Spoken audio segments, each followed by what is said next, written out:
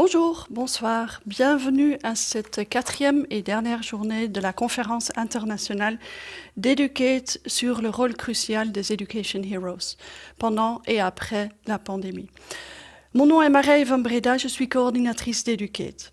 Depuis mardi, vous avez pu suivre un bon nombre de sessions et vous avez pu rencontrer un grand nombre de Education Heroes dans les différents continents. Si vous n'avez pas eu la chance d'assister à ces sessions, sachez que vous pouvez toujours revoir tous les enregistrements et télécharger les présentations sur le site internet educate.be. Aujourd'hui, nous avons également deux interprètes, français et anglais. Donc, si vous voulez suivre la session en français ou en anglais, vous activez le bouton en bas de votre écran. Si vous souhaitez suivre la version originale, alors ne faites rien, laissez comme ça. Pendant cette session de ce dernier jour, de ce vendredi, nous partons en Asie du Sud-Est. Nous allons à la rencontre des Education Heroes, plus précisément au Bangladesh et au Cambodge.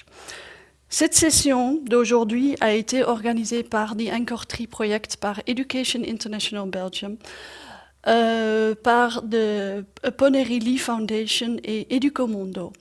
À la fin de la session, nous partons de l'autre côté du globe, on va en Équateur, où la vice-ministre de l'Éducation, Cynthia Gamay, prononcera le mot de la fin et la conclusion de cette conférence de 4 jours. La conférence est organisée par Educate avec l'appui d'APF et de VVOB et le gouvernement belge. Educate remercie déjà tous ses partenaires et ses intervenants. Pour la modération de cette session, je peux compter sur l'appui de Peter Stremus, qui est fondateur d'Educomundo, à qui je vais bientôt donner la parole. Sachez que toutes les présentations seront enregistrées. Pendant la session, vous pouvez poser des questions dans le chat qu'on traitera après les 3 interventions de nos Education Heroes, donc on fera ça après les 3 sessions. Si vous voulez partager vos impressions pendant la conférence, n'hésitez pas à utiliser les réseaux sociaux et en mentionnant le hashtag Education Heroes. Je donne la parole à Peter Stremus et je vous souhaite une très bonne session. À tout à l'heure. Merci.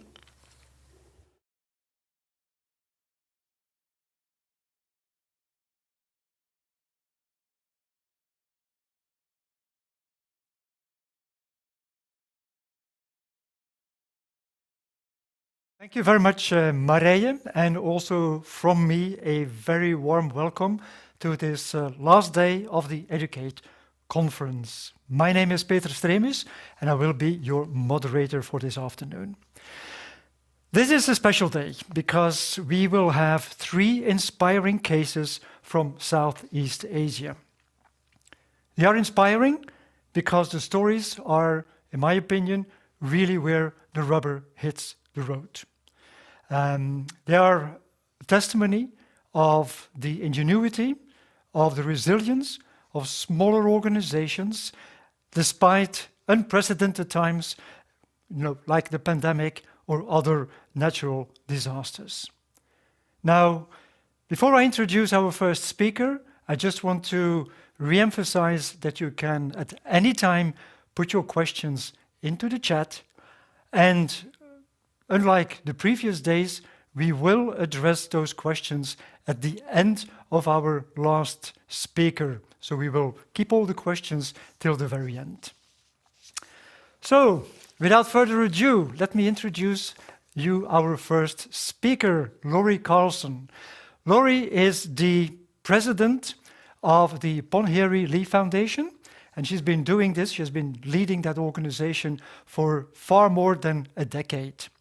And as I was thinking about the best way to introduce Laurie and her organization, I actually thought the best and most appropriate way was to read the very first sentence of their mission statement. Let me read it for you.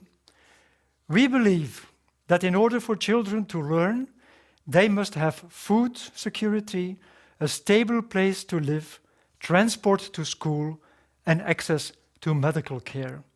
The same everyday support that should be afforded to children throughout the world. And I thought this statement fits so very well in what has been discussed over the past 3 days, that education is not an island, it does not stand on its own, but it is really encapsulated in a bigger environment.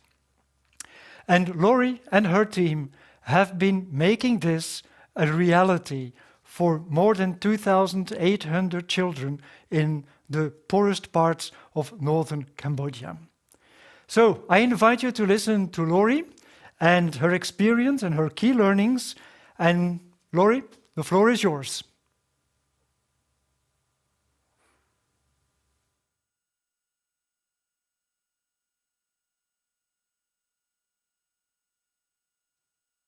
Thank you, Peter. Today, I'm delighted to speak with you about our experiences here in Cambodia over the last 18 months. These are the areas in which we work. We have a small urban project, but 80% of our students are living in rural or remote areas. In these places, access to education is extremely limited. The vast majority of the population is uneducated and living in poverty. Nationally, 76% of all Cambodians live in rural areas. 4.8 million children are of school age.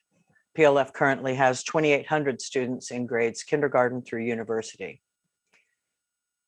Rural students, especially in the north and especially in remote areas, are completely disenfranchised from their education. Most Cambodian villages don't have or do have a primary school, but most of them only offer a curriculum up to grade 3. And the teachers in rural schools, especially remote ones, rarely have themselves over a middle school education. As a result of all of this, only about 46% of rural children complete primary school nationwide. Looking over at high school completion, the latest reports from the ministry show a little over 16% of rural students completing high school nationally. In 2019, PLF was graduating 31% of our rural students and 45% of our urban students. That's pre-COVID. There are so few viable pathways to secondary school for these children. While most Cambodian villages do have a primary school, only 5 or 6% of them have a lower secondary school, and only 2% have an upper secondary school. So the lack of secondary schools is by far the largest contributor to this paltry 16% graduation from high school. Also, despite the millions of tourists who flock to Siem Reap to visit the temples at Angkor Wat, Siem Reap is the poorest province in Cambodia, with 53% of the population already living below the poverty line when COVID struck. Entering the COVID era, we faced some new realities. In March of 2020, schools across the nation closed suddenly. And since that time, students have only been physically in classes for 4 months. The government was very slow to pull together online classes, mostly due to the general low digital literacy of teachers. The e-learning set forth by the government was and is very disorganized with no standardization whatsoever. And the challenges faced by Cambodian students and their teachers have been numerous. In most areas where we work, there's no internet service whatsoever. There's usually a 3G signal in most villages, but it's rarely sufficient to stream government e-learning classes. A full 78% of our students do not have a cell phone or any other device to access it. Underlying these challenges is a lack of parental understanding and support.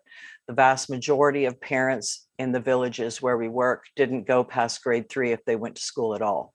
They don't always understand the value of education, and certainly not when students are not physically in school. This is compounded by teachers in the rural areas having no training in digital literacy and no support from the government. Our first challenge was to figure out how to stream classes using only 3G. We cobbled together kits for each location that consisted of a projector, speakers, and a smartphone running 3G. In the beginning, the online classes from the government were only set up for grades 9 and 12 who were facing national exams. There were no solutions in place for the education needs of any student in any other grade. When the end of the school year arrived last year, the government withdrew national exams and just passed everyone, so as not to have to admit to or answer for their failure to prepare students for the exams. All primary school students only attended school for 2 months out of the entire school year and were also passed to the next grade. We're certain they'll do the same thing this year. PLF runs a scholars dormitory in Siem Reap City where our very brightest rural students come in their last 2 years of high school to do college prep. Those students were immediately put in lockdown and have remained so for the last 19 months. This group curated for us the best online classes available, including some that were for purchase, which were far better than the government classes. Small groups of students were physically gathered at PLF learning centers, and we began broadcasting the classes curated by the dorm group. Study groups were formed by grade at each location. Study guides, worksheets, exams were all downloaded from the ministry website, printed into books, and distributed to the students. We had our university students home on furlough, and they volunteered to facilitate the classes. We successfully and very quickly deployed at 4 rural locations for all students in grades 9 through 12. We gathered high school students into Facebook chat groups so they could collaborate with each other across locations. Surveys were taken at every location every 2 months as we went along. At first, there was a great misery reported among students who had trouble adapting to an online learning experience. At each step, we fine-tuned their pain points, and the students quickly adapted and gained confidence. I'd like to hear right now from a grade 12 student about her experience. My name is Sriniang, and during the COVID time, school stopped while we were studying for the grade 12 national exam. With studying online, there are both pros and cons. As I experienced, it was really hard for the first few weeks. I struggled more with the subject matter, and the explanation from the teacher was more difficult to understand. Also, sometimes internet becomes crazy. However, I continue and got such great experience from that. In my opinion, it was 80% as good as extra classes because we got a smaller group of students and we can stop the lectures and talk back and forth about the explanation. Moreover, we can spend our evening time to sit down for group discussion with our team, which is really helpful. Some students are really great and good explainers. That's not to say that we don't need teachers. We still 100% need them. And luckily, we got our other university students at home to help us. If we continue any other e-learning after COVID finish, please count me in. Students began to see clearly that closing the 15 to 20% gap that they reported depended largely on their own commitment to adapt to this new learning experience. They learned to utilize study groups and work collaboratively to integrate the exercises from the printed government materials. They learned to get answers to questions via their own research and to network with PLF university students for tutoring. Primary school is a bit more of a train wreck.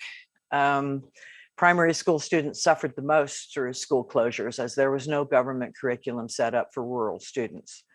Younger students missed an entire year of school, yet were passed to the next grade, and now this is going to happen twice. We watched helplessly as literacy rates plummeted among the cohort who was just achieving literacy when schools closed. In 1 year, literacy dropped 18% for girls and 23% for boys. We've been doing food drops for children who have food insecurity problems all through the school closures.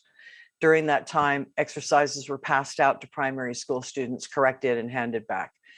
PLF teachers began building a remedial Khmer language program in hopes that once school begins again, we can get them caught up before they throw up their hands and drop out. We also reopened our libraries at every location for non-contact book borrowing. This gave them the opportunity to check out books, which they did in record numbers across all grades. This was all we could do for months. Several months in, the Ministry of Education ordered rural teachers to go into the village to teach their classes. These classes would be held under trees, under houses, and other places in the village rather than at the school. There were no COVID protocols in place, and all the resources were back at the school. This made no sense whatsoever, but we did our best to source the teachers with what they needed to teach in these rough environments. Finally, in March 2021, COVID began spreading up to the northern provinces. The Ministry of Education ordered rural teachers to stop gathering these students for classes in the village. They also ordered us to stop broadcasting at our centers, and what we came to call Guerrilla Broadcasting was born. According to the new government edict, high school students who had been gathering for broadcast at our centers could only gather in the village to study together, but without any access to the classes. And again, this made no sense. What it did prove to me was the government's utter disregard for rural students, who make up 70%, more than 70% of all students nationwide. In total frustration and led by furloughed university students, they approached us and asked us why they couldn't come to the center and use the equipment, using the logic that if it was okay for them to gather and study in the village, it should be okay for them to gather and study at the center, which is also in the village. We agreed with this logic, so we basically chased all our staff out of the centers and just handed them the keys. Technically, we're not running these classes. The students are self-directing their own learning inside the center and doing very well.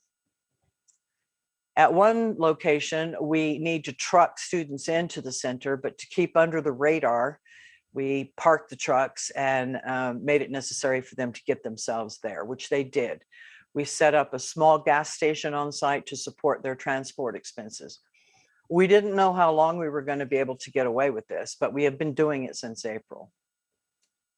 At one center, the government absolutely would not allow students to gather in our lab, whether PLF was present or not. Those same students found a bankrupt restaurant in their village that had internet access, and they asked us if they could take the equipment there, and we let them. While primary school students could access their children's libraries, we had no solution for the high school students. So we emptied all those books out of the library and brought them into the village for checking out every 2 weeks. Book borrowing among high school students during this period has increased fourfold in the last year. In the last 18 months, it's been a trying time for the students, teachers, and our staff because we were not prepared for distance learning by any stretch. Due to the remote nature of most of our projects, the lack of infrastructure was the biggest problem. And of course, our students had to struggle with this sudden demand for a level of digital literacy they just didn't have. Because of the urgency of the situation, we had no choice but to find a way around every one of these obstacles. 1 year before COVID, PLF was focusing our attention on this goal of improving digital literacy of all of our students. We had a 4-year plan to build it, starting from primary school. The last 18 months have certainly put that into warp speed. Our students no longer fear technology. They no longer imagine that these tools are for someone else. They have fully embraced them, feel entitled to use them, and are really motivated toward learning to use them. With school closed for so much of the last 19 months and most of our other projects suspended, we had a level of bandwidth to address this issue that we wouldn't have had during normal times. That, combined with the urgency all of our students felt, created a situation where these goals could be reached quickly. Having 80% of our students fully engaged in distance learning within 6 months would have been unimaginable during normal times. In Cambodia, high school teachers only teach about 75% of the curriculum in a normal public school class in high school, leaving the most important 25% to be taught privately after school for a price. This system excludes children who are living in poverty from passing the national exam and accounts heavily for the huge national dropout rate through high school. Pre-COVID, we had only 25% of our high school students on scholarships to pay for these extra classes. The cost of the scholarships are prohibitive, and we could only apply them to our best students, leaving an average student on their own, just left to do their best. Being able to expand reach from 25% to 80% of our high school students was an absolute game changer. Students report that the online classes are 75 to 80% as effective as these extra paid classes.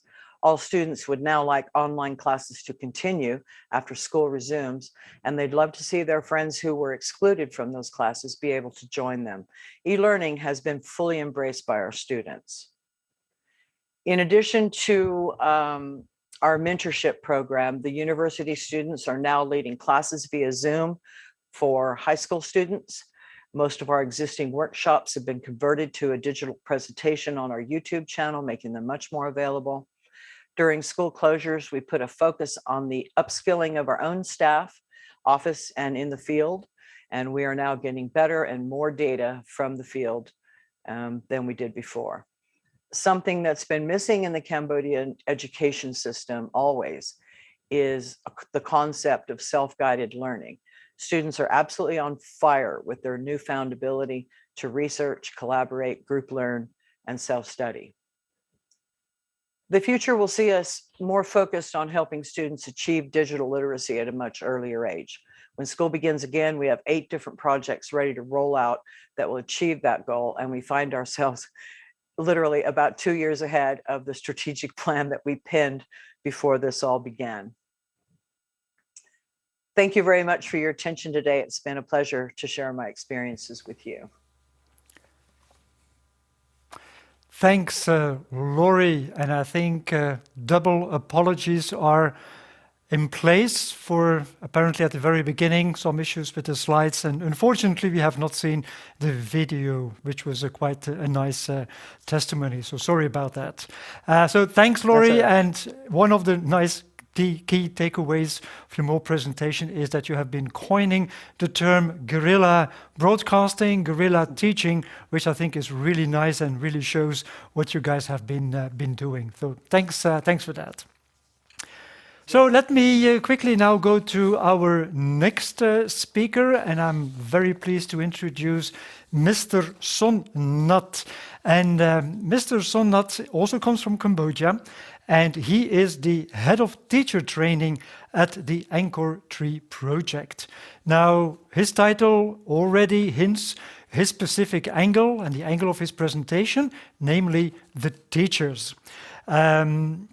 Nhat and the Anchor Tree project have been working relentlessly to help teachers cope with the new pandemic situation. And what really struck me as incredible is how they very rapidly responded to challenges like what are the new skills, just like Laurie said also for the kids, you know, what they do with their newly developed and newly found skills on digital. Well, what are the new skills for the teachers, and how do we actually bring those new skills to the teachers in a closed down and remote environment where internet connection is absolutely not a given. So new skills, both technology and from a pedagogical point of view. So I'm really interested to listen to Nhat's presentation. So Nhat, the floor is all yours.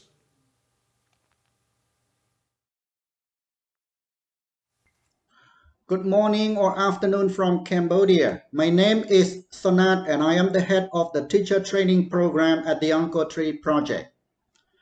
Over recent years, education in Cambodia has shown a remarkable evolution. Research from the World Bank and UNICEF show most children in Cambodia, regardless of gender, now attend primary schools. Over the last decade, the number has increased to over 97%.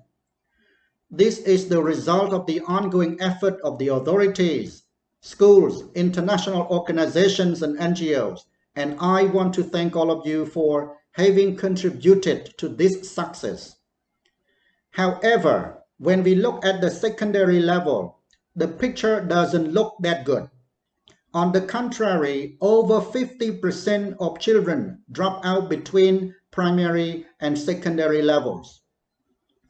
Several factors are at the basis of this. The shallow quality of primary education being the most crucial reason for this dramatic situation.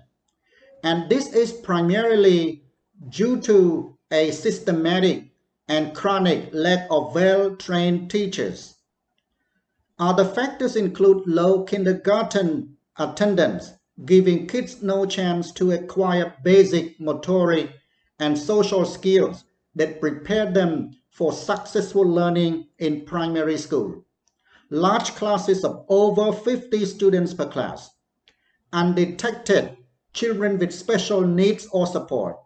Lack of school materials and poor quality infrastructure like classroom, sanitary, and drinking water. But lack of trained teachers is by far the most important one. The United Nations rightfully put forward quality education as one of the priorities on its Sustainable Development Goals agenda. Teacher training is, in our opinion, probably the most vital key to achieve the target of quality education, because every child has the right to a trained teacher.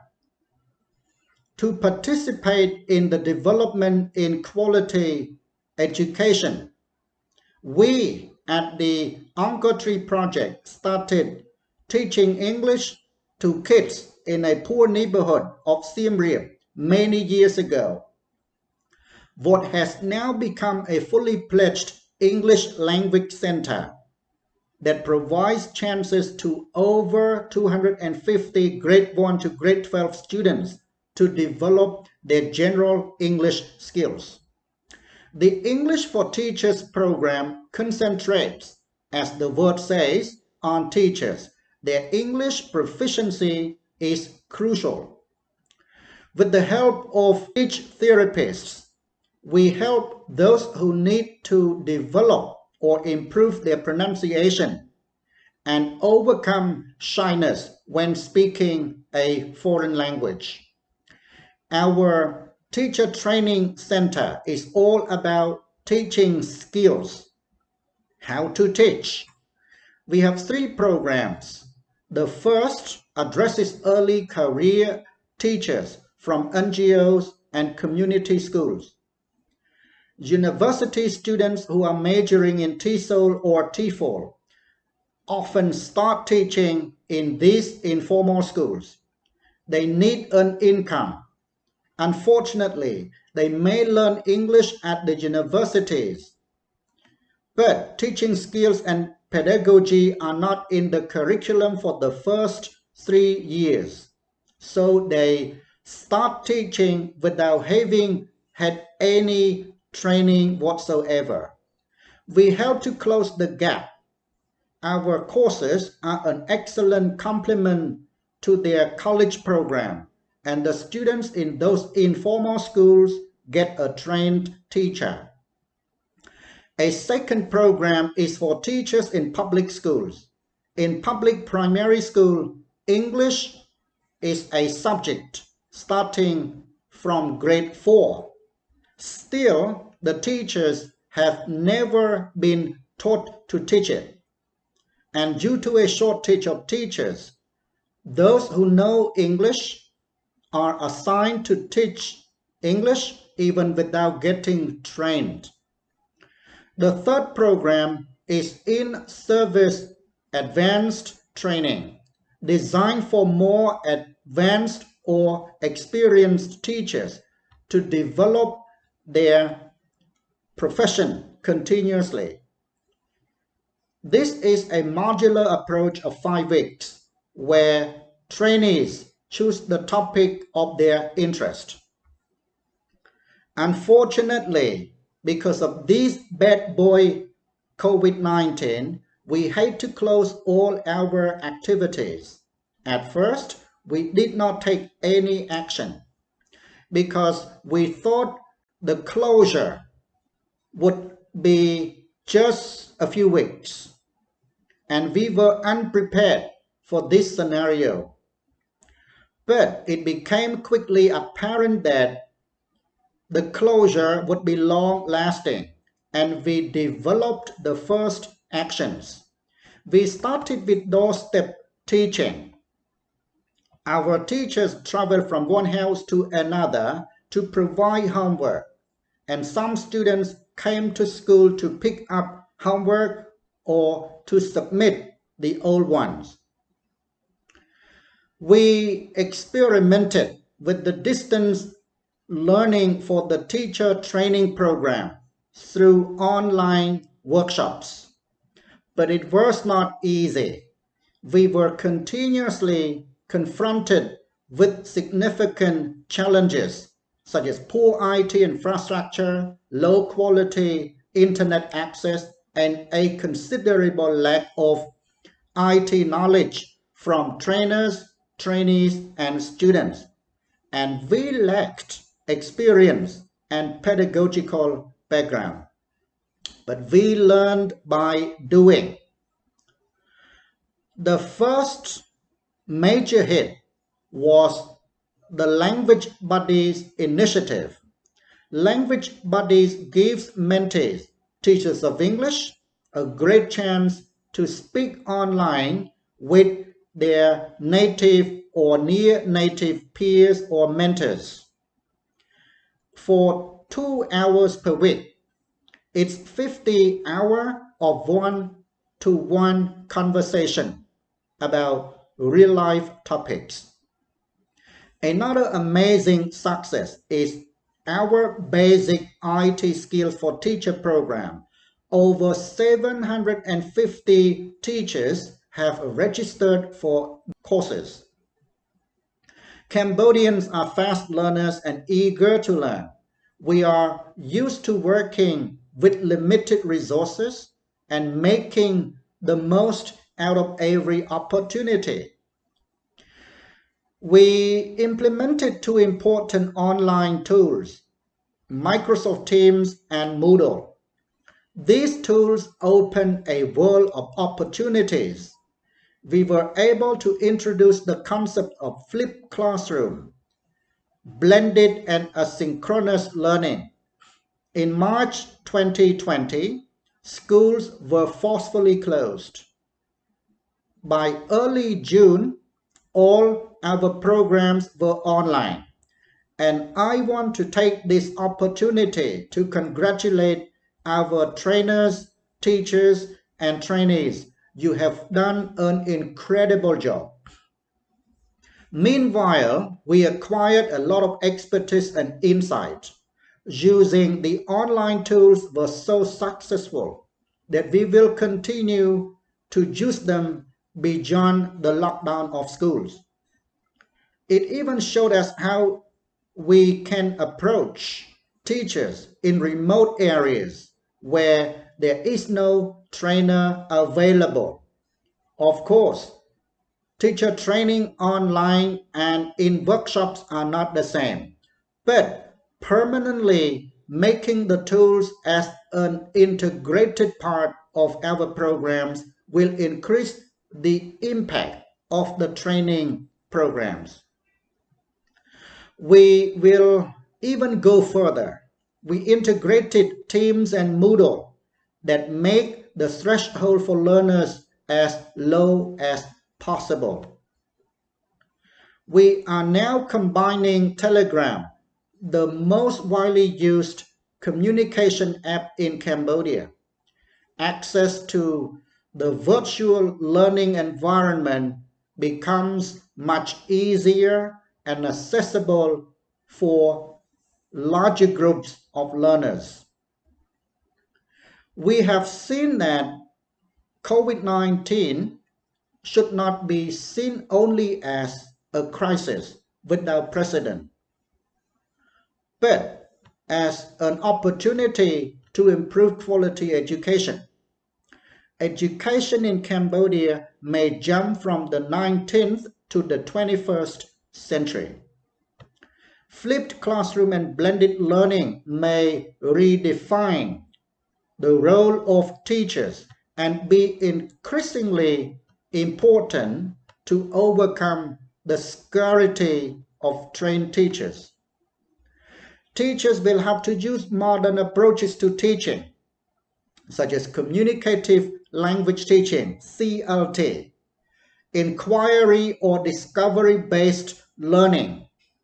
All of these are new to a country where traditional teaching and innovation were limited to replacing a blackboard and chalk with a white one and markers.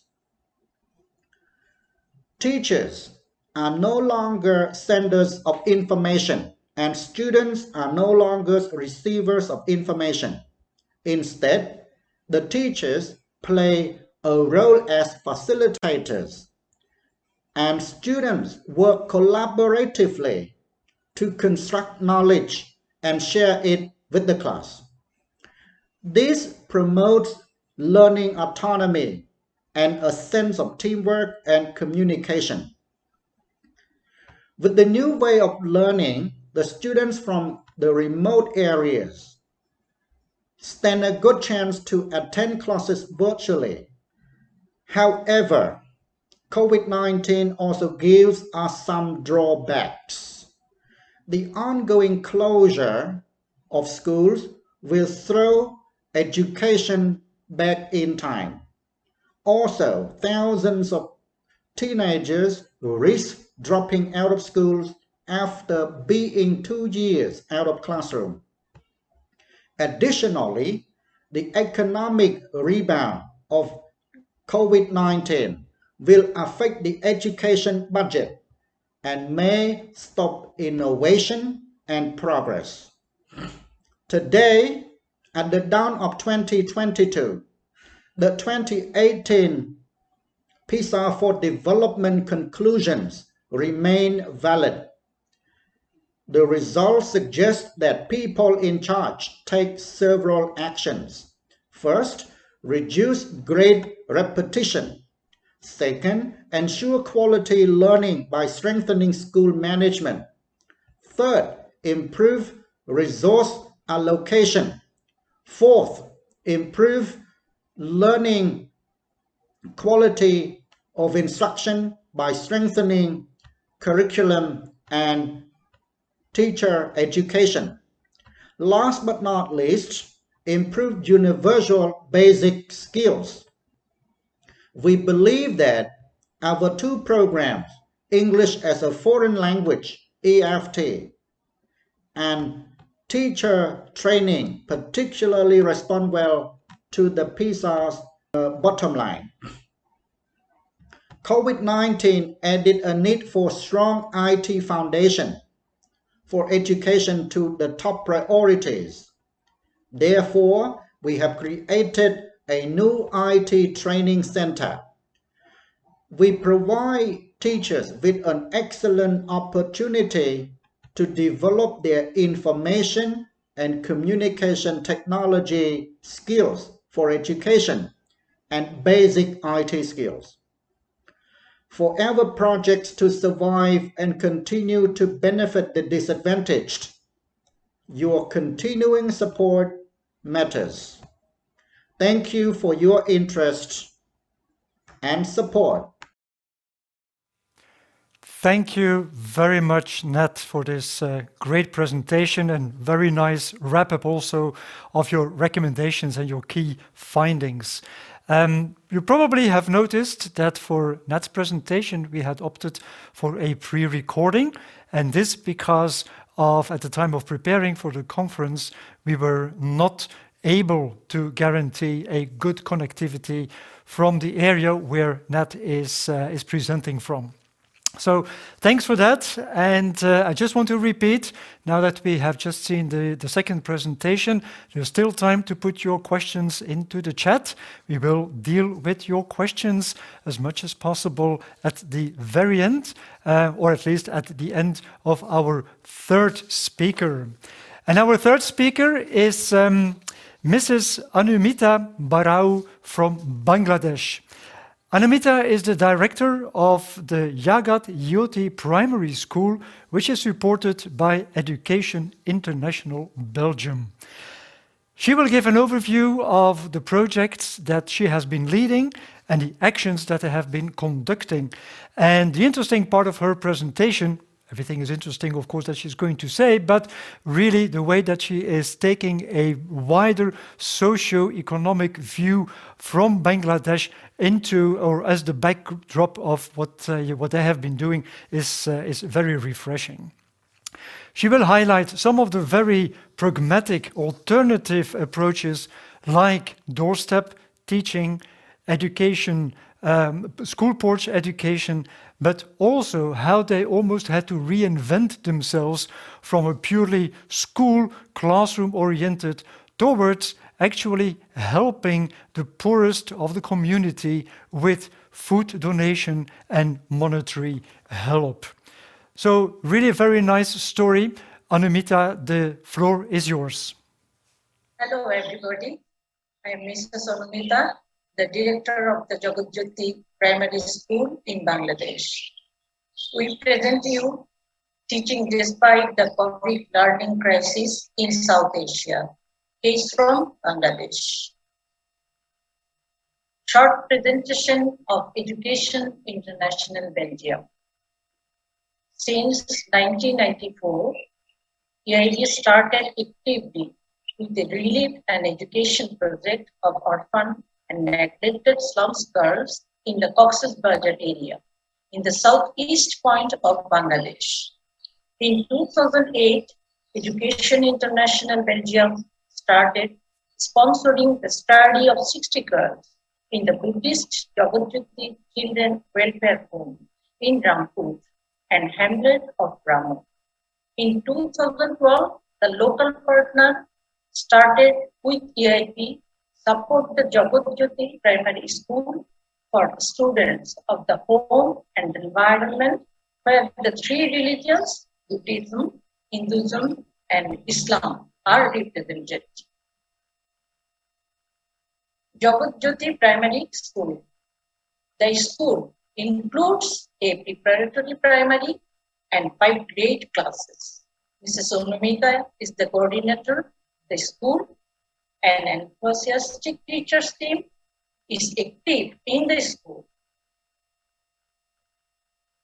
Key features of the situation in Bangladesh. Bangladesh is a high densely populated, low developed country in South Asia. About 165 million people, mostly young people. It aims to evolve to a low middle developed country in the near future, but there are different obstacles to overcome. The industrialization and the technological and productivity level of the economy is low. For example, 80% of the active population is employed in the informal sector. Bangladesh can only compete on cheap labor. The government invests mainly in infrastructure, roads, bridges, ports, metro, energy, etc. The investment is education and workplace skills is low. The quality of education and health services are often poor. For example, the government spends less than 2% of the GDP on education, while UNESCO recommended at least 4%. The climate change will cause catastrophic disaster in the future. It's also a vulnerable country. It contains the delta where the big rivers Brahmaputra, Ganges, Meghna, from the Himalaya flow into the Gulf of Bengal.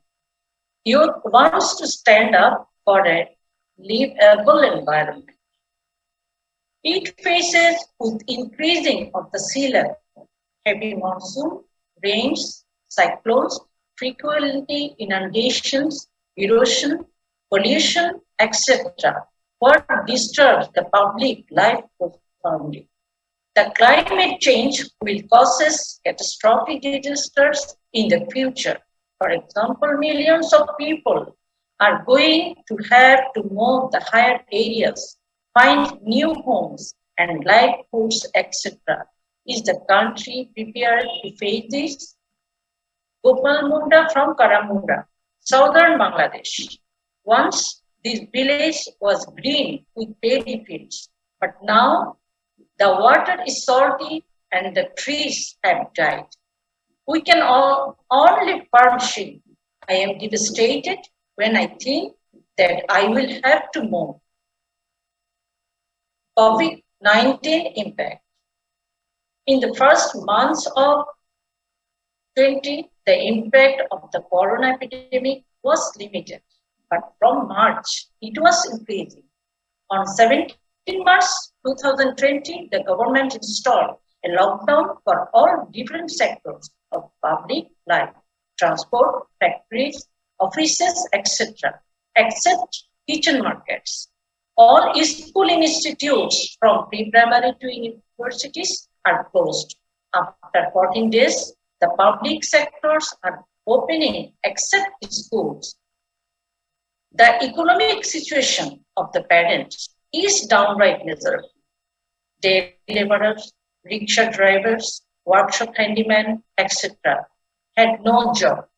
Many health problems arose from malnutrition. Male students are dropped out of school to contribute to the family income. Female students are married or at an early age to reduce the financial burden on the family. In our school population, dropout and early marriage are not stated yet. School television and online education were introduced, which is of little use only the wealthy schools and families. The majority of schools and families do not have computers, internet, and the like. Moreover, only the wealthy families can afford extra coaching for their children. Thus, during the closure of the schools, the social gap and inequality between the haves and the have-nots is still wider. Since the students of our school do not have online equipment, in 2020, the government installed the autopass, transition to a higher academic year without exams. There is a big lack of COVID vaccines, so the vaccination rate is low. The protection measures are not applied strictly.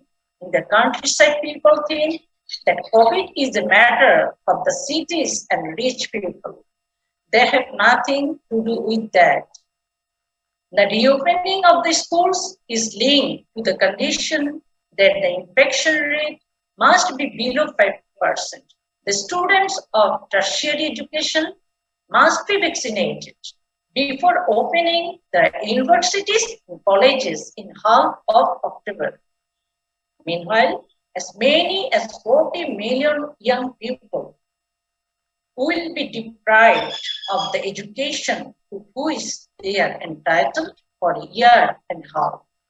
UNICEF is demanding that schools be reopened. Dr. Syed Munjurul Islam, a retired professor of Dhaka University's English department. The pandemic has been a devastating blow to the country's education sector. The government must devise learning recovery programs soon and reopen institutions to prevent the collapse of the academic system. Results from the project. Support methods. Our school had several food distributions in collaboration with a local NGO. Individually, the school gave money to needy families and to individual students in secondary. There is continuous follow-up of the situation of many poor families of our students. Alternative education during school closure. On the teachers' meeting in July 2020, following initiatives were taken to compensate for the school closure. Families were visited at home in the different neighborhoods. The students were given assignments, exercises. In some cases, the students were grouped if possible, in a family house and work together. Teachers collected, corrected, and explained where necessary. Later, students came to the school and received outside, in front of the school, their lessons. Every week, the team held a teachers' meeting to evaluate and plan the work for the following week. The guardians are not able to follow up their kids because most of them are illiterate. Children don't listen to their parents and want to play all the time in the bush or must help with household tasks. Trial openings in the school itself, each class lessons 1 day a week, plus 5 lessons every day.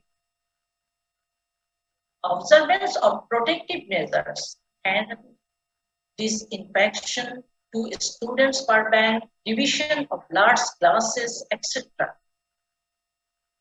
But after such a long time, we think that we go forwards to a hard period to take to a reasonable level. Maybe we create a lost generation.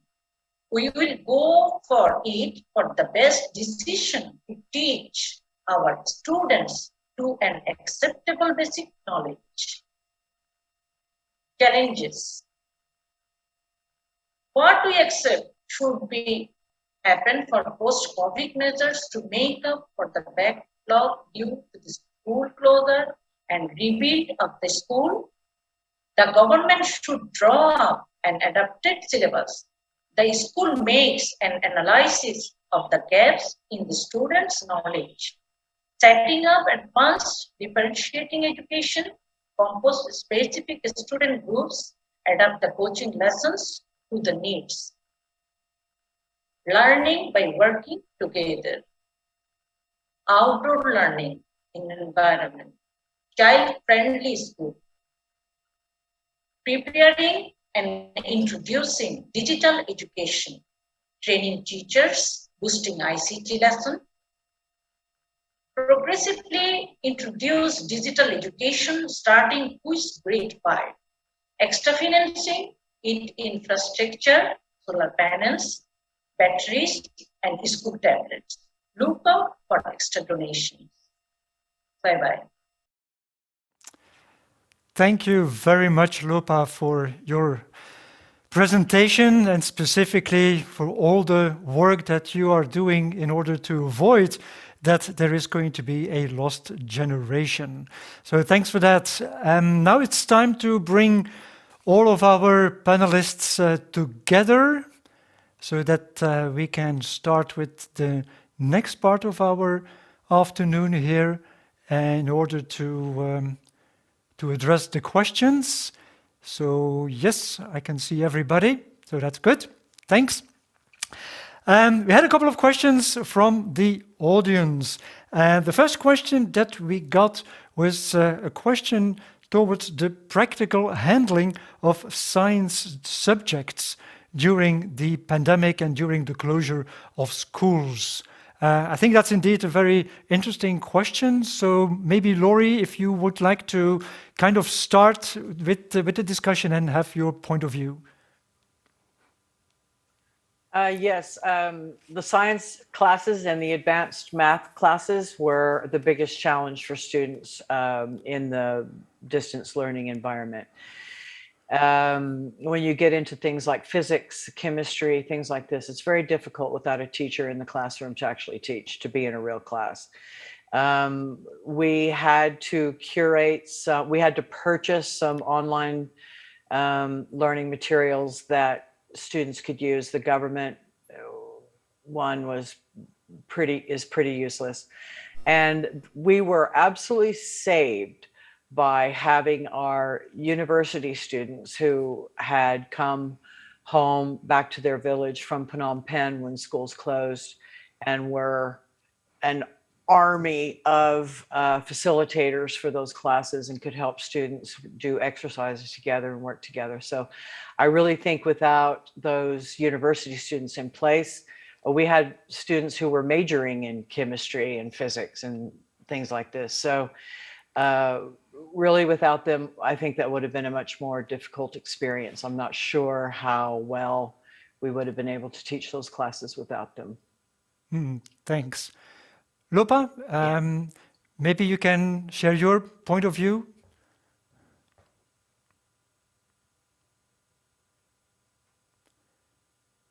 Not sure whether our connectivity with Bangladesh is working. No, maybe.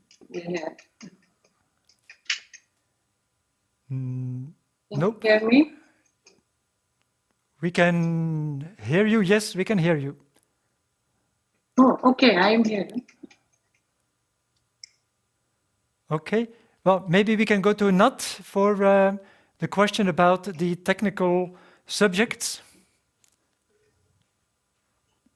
Okay, thank you.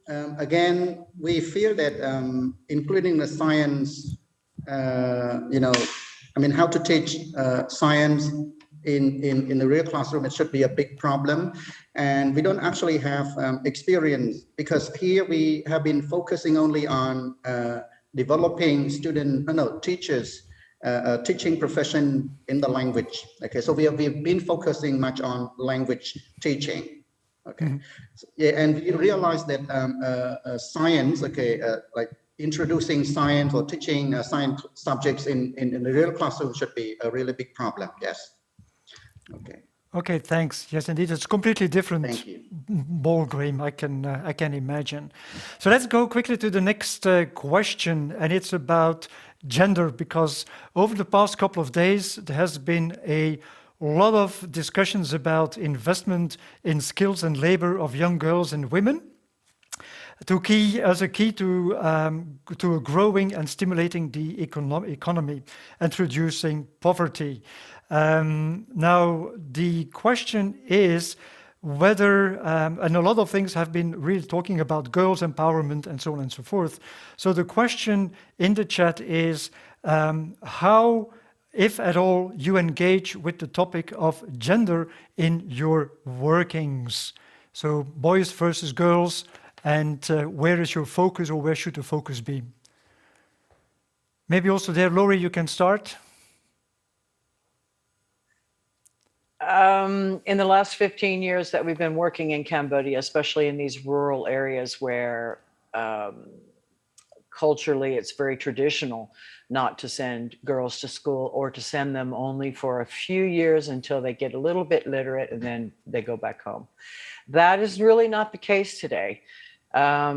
We've got the right mix of students enrolling in school. Girls are staying in school just as long as boys are. And indeed, currently, 67% of our university scholarship students are girls. And our graduation rate among girls is higher.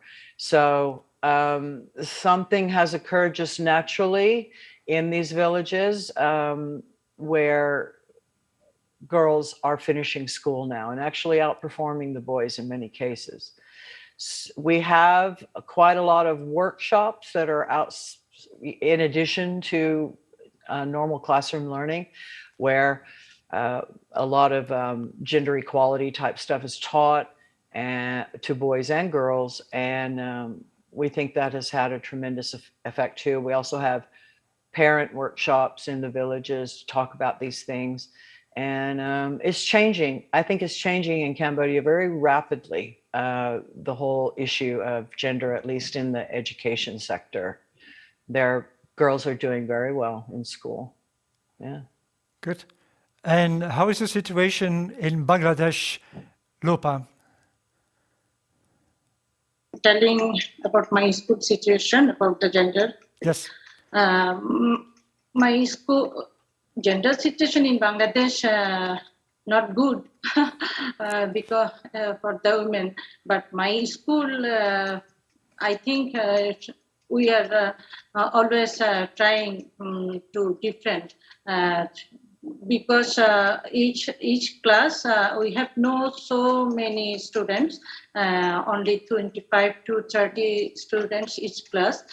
So if 30 students in a class, so 15 girls and 15 boys. So they have opportunity same, no different.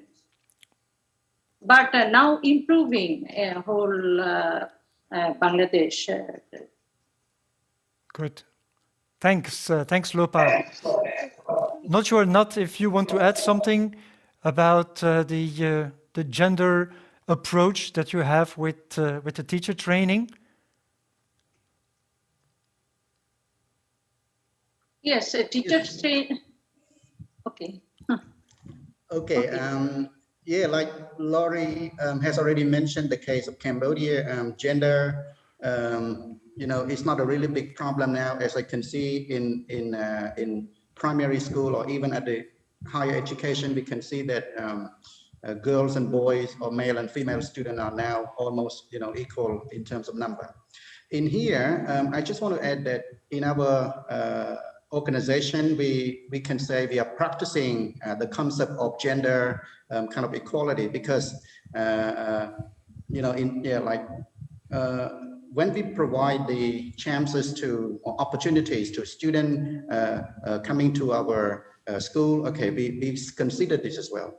So I can say we here at our NGO, we don't have a particular project focusing on empowering kind of gender, but in reality, in practice, okay, our everyday activity, we are do this kind of thing. Okay, I just give a very clear example. Now we have just hired, okay, a new staff, okay, and we seem to kind of give the priority to the women. Okay, yeah. Thank you very much. Thanks. This is very, very clear. Another question that came in, which is somebody who is still puzzling, and I think it's a very good question.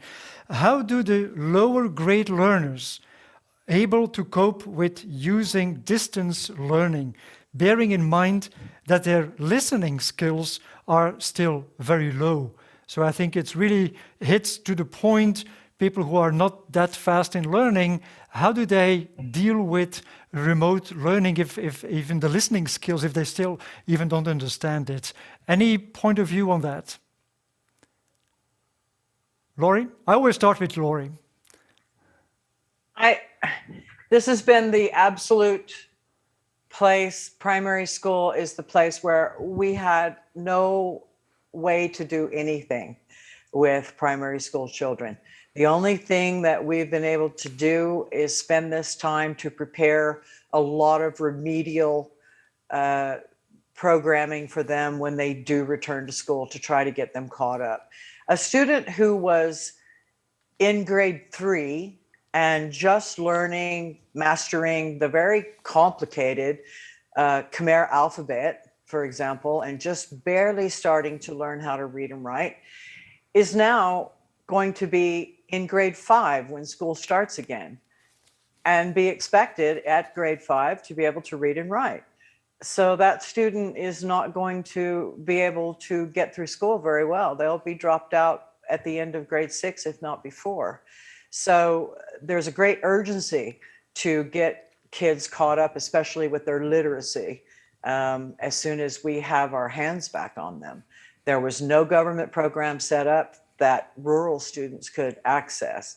And as you mentioned, when they're so young like that, they really can't grasp the whole thing. So primary school is where we're going to have the damage. And I'm sure that's not just us. I'm sure that's going to be a national problem of how primary school kids, since they've passed them and not required them to repeat any grades, how they're going to catch them up. It's going to be a very serious problem nationwide, I think. Mm-hmm. And maybe immediately linking this to a next question, because both you, Laurie, and Lopa, you mentioned about government programs and stimuli to actually, or stimuli, call them the auto-pass system. What are the programs that your governments are actually putting in place to avoid exactly what Laurie has just mentioned? Is there anything from the Cambodian or the Bangladesh government? Yeah, Lopa, please. Yes, government decided the autopass last year, but this year not only the autopass, students included with assignment. The teachers they're taking their assignment and correcting, and so end of the year from the schools and other organizations they create one test, not only autopass, not but. Okay. As far as I'm aware, Peter, the Cambodian government doesn't have anything in place to try to approach this problem. They're going to, as far as we know, it's not official yet, but they're going to start school again in November.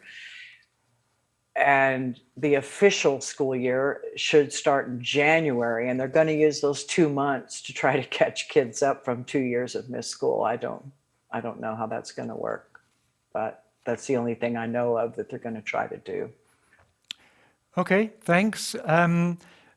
Another question that I've jotted down in all three of your presentations and in quite a number of the presentations from the previous days, a bit of the silver lining, red thread, was all about digitization, remote, bringing digital into education.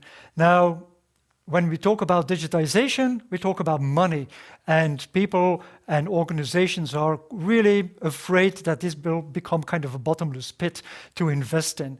And maybe a question specifically for Laurie, because you mentioned it in your presentation. Apart from the concern of the cost that you cannot keep under control, I think you also have a great example or some insight into actually an example where the digitization was actually bringing you savings. Can you elaborate a little bit on that particular case? Yeah, that was something not expected at all. We, when all of this began, we very quickly did a lot of very strong fundraising around getting us money to purchase all this equipment and the infrastructure and all the stuff that we would need to deploy these classes, and spent quite a bit of money on it. And it was pretty scary to suddenly have to really pour money into something like that. But as we went along, and it took about a year, but our students had embraced it so well, and it was working so well, that it was them actually who said, these classes are just almost as good as the classes that we have to pay for. And why can't we just do this instead of that? And we started looking at that and putting a pencil to that. And we're going to actually save about $20,000 a year now by not awarding these high school scholarships. And further to that, we're not going to have to participate in what we feel like is a corrupt piece of the education system where people have to pay to finish high school. So that was something completely unexpected that you just don't know is going to happen, or we had no way to know that would be the outcome. But it will be an absolute game changer for us to have all of our students, not just the best ones, be able to access these classes. It's going to create more university students. It's going to increase high school graduation among our students. So a huge silver lining. I mean, it was a big takeaway for us. We made the investment in the technology and got a very big return on it that will, moving forward, will save us, tens of thousands of dollars every year, for sure. That's good to hear. We are heading towards the end of our panel session, but as a concluding question, I would like to ask to all three of us, if there is one golden nugget that you want to keep in developing further education projects that was started or accelerated because of COVID, what would that one nugget be? So maybe I can start with Nat.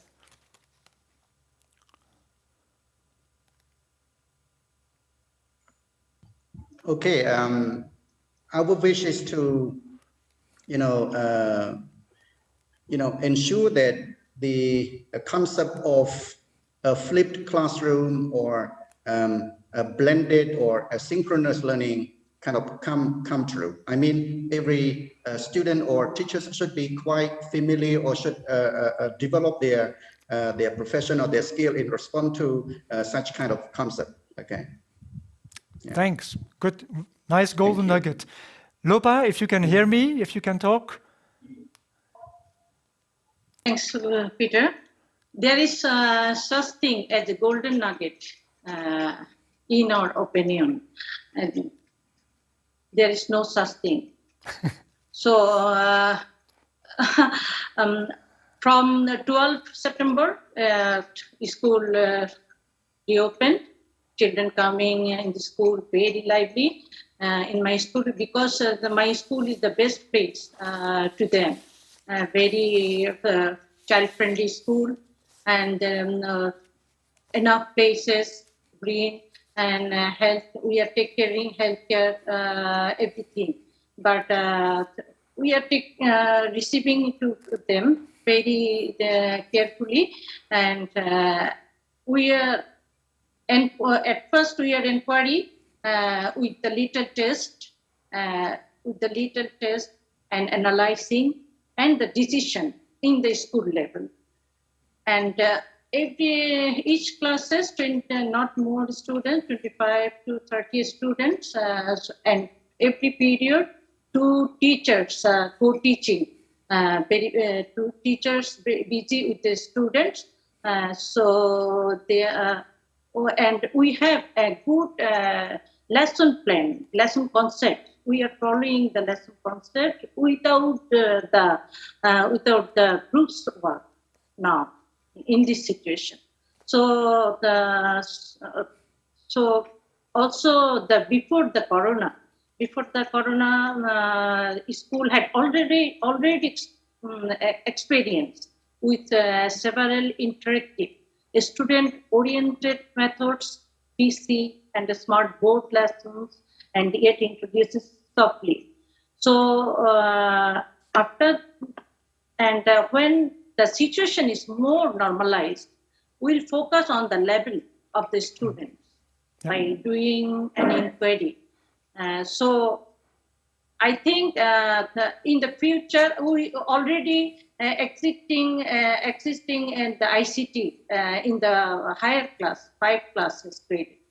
So, but teachers also included. But in the future, we can include the ICT more and also the solar panels, because Bangladesh situation, weather situation, always not good. So Okay, thanks, Okay. Thanks, Lopa. And very quickly, Laurie, your golden nugget.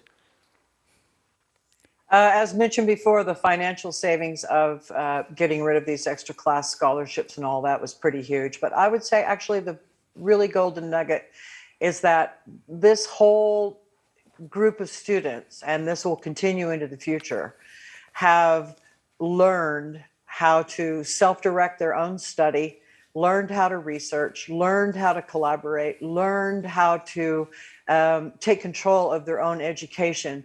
And these are gifts and tools that will last a person's lifetime.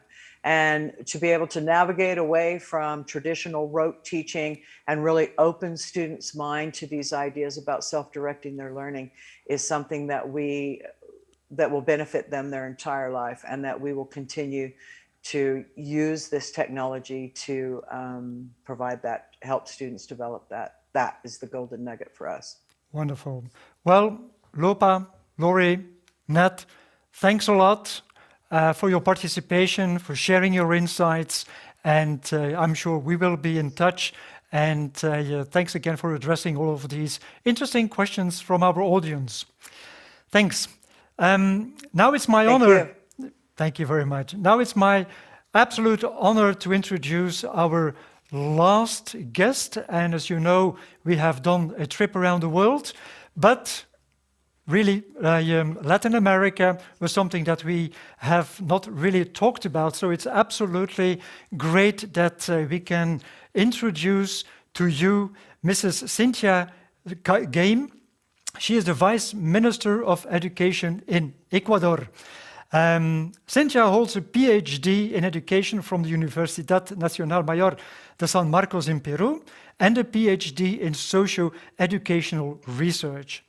Next to this, she holds different degrees in education sciences. She has served and is serving on numerous occasions as a consultant for education projects. For instance, she is an advisor for several education institutions and is participating also in a lot of private initiatives, really focusing on innovative educational projects. She has an enormous palmarès of things that she is doing. It's far too much to actually talk about, or I will be talking here for 15 minutes. But one important element that I want to emphasize is that throughout her career, Cynthia Game has demonstrated her commitment to education and above all, her dedication to children and young people, being aware of the importance of education to the growth of her country. Madam Minister, we are all ears for your presentation and your insights. Good.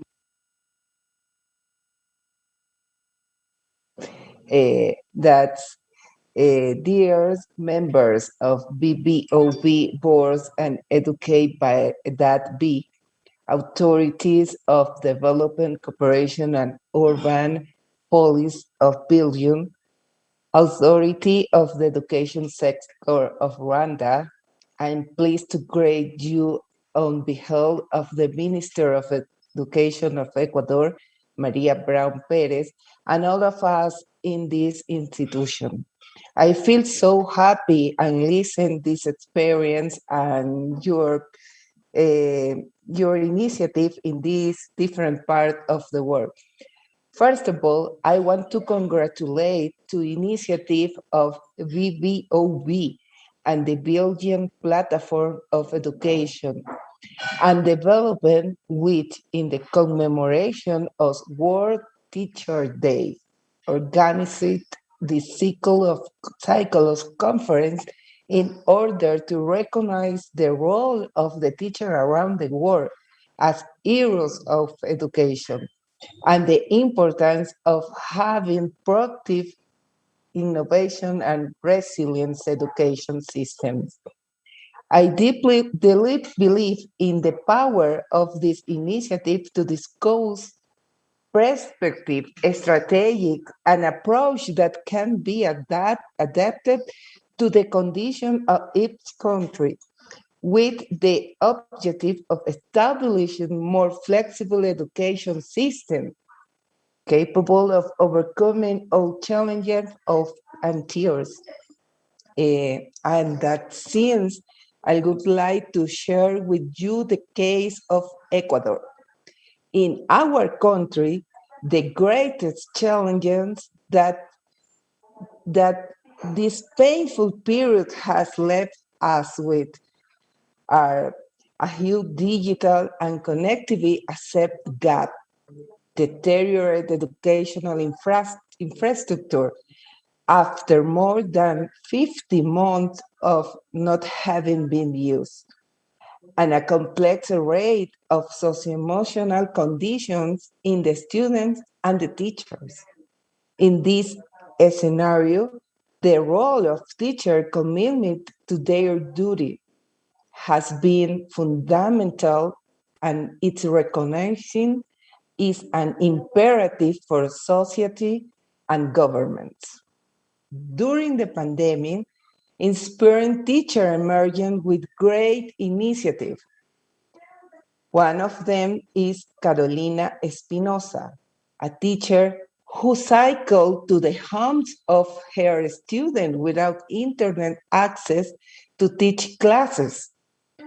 We are also proud that in one of the Global Teacher Recognition Initiative, the Global Teacher Prize, An Ecuadorian teacher has been selected as one of the 50 best teachers in the world, but represent hundreds of thousands of teachers whose tireless work contribute so that the most vulnerable children, the poorest and those in rural areas, that's who are almost always left behind, can continue learning. Without their work, the situation would surely be more critical. The Ministry of Education of Ecuador built a specific itinerary that allowed teachers to have adequate tools for their work in distant education, which includes psychological support for them. Additionally, as a result of a collaborative work between different actors, we develop educational guides in the 40 ancestral language that correspond to the 40 nationality of the country, so that educator could they teacher classes in their language or original and guarantee the right to education of indigenous children. Currently, we are starting the implementation of a new teacher training and life planning program. We want teachers to dream, as our children do, about who they would like to be in the future, how far they want to go, and how we, in the Ministry of the Education, can help do so much. Also, we are working on strategies that promote co-responsibility among the various actors in society, mainly the private sector and the community, so that children can return to school safely and their right education can be guaranteed. I am certain that experience and information shared throughout this series of conference commitment us as decision makers to work together with international organizations, government, civil society, and educational communities to overcome the inequalities that affect our education system. And I would like to highlight some ideas that throughout this day have been discussed and positioned as the new routes towards education, as established in SDG 4, equality, quality, and fair. First, prioritize, but funding for education and actions that leads us to a co-responsibility society. Second, strengthening the use of ICT in the education and developing alternative and innovative means for distance learning with territorial relevance. And finally, to focus on teachers as agents of change, supporting them not only with pedagogical material and training programs, but also, as Lynn Jones for UNICEF said, with mental health and psychosocial support. We all need to become education heroes. As a teacher, I would like to end congratulating the work of all of those brave men and women for whom teaching is more than a career. It is a life vocation, and thanks to whom we are sure that the future will be better. Thank you very much. Thank you to you, Minister, Vice Minister for Education, for your words. Merci beaucoup pour vos mots. Je me présente. Je m'appelle Marie, je suis coordinatrice d'Educate. On ne s'est pas encore vu, nous ne sommes pas encore rencontrés. Donc voilà, nous arrivons à la fin de ces 4 jours de conférence sur les Education Heroes. Les Education Heroes face à leurs défis à relever pour les mois, les années à venir. On l'a entendu tout à l'heure, qu'il reste encore beaucoup de choses à faire si on veut éviter un lost generation. Vous l'avez évoqué tout à l'heure, Madame la vice-ministre, en disant que on ne doit pas oublier que l'éducation est un droit. On a droit à une éducation de qualité. Tous les enfants ont le droit d'avoir accès à une éducation de qualité et que c'est une co-responsabilité, que c'est une responsabilité de tous. C'est quelque chose que je retiens de votre discours. Merci beaucoup d'être venu ici, se rejoindre à nous pour le mot de la fin. Il est très tôt chez vous. Aujourd'hui, on a eu une session où on était aux 2 extrémités du globe. On était au Cambodge et Bangladesh et en Équateur avec vous. Merci beaucoup. Merci à tous les intervenants et présentateurs pour ces 4 jours intenses. 4 jours intenses avec des témoignages venant de différents continents et de différentes situations, mais tous avec la même idée en tête, le droit à l'éducation de qualité, malgré les crises, malgré la crise sanitaire. Vous pouvez, pour le public, merci aussi aux modérateurs, merci à Peter d'avoir modéré cette session rondement menée. Merci aussi aux traducteurs pour les 4 jours de travail intense. Merci. N'hésitez pas à partager vos impressions via les réseaux sociaux. Toutes les présentations et enregistrements sont téléchargeables sur le site d'Educate à partir de cet après-midi. Donc, si vous voulez voir ou revoir les présentations et surtout la vidéo de Laurie qu'on n'a pas pu visionner tout à l'heure, vous pouvez vous connecter dès ce soir sur le site educate.be. Je vous souhaite une très agréable journée, soirée et je vous dis à bientôt, à l'année prochaine pour une autre édition de la conférence internationale d'Educate. Merci à VVOB et APF et le gouvernement belge pour leur soutien d'avoir pu réaliser cette conférence. Je vous dis merci à tous et passez une très bonne journée, soirée et à l'année prochaine.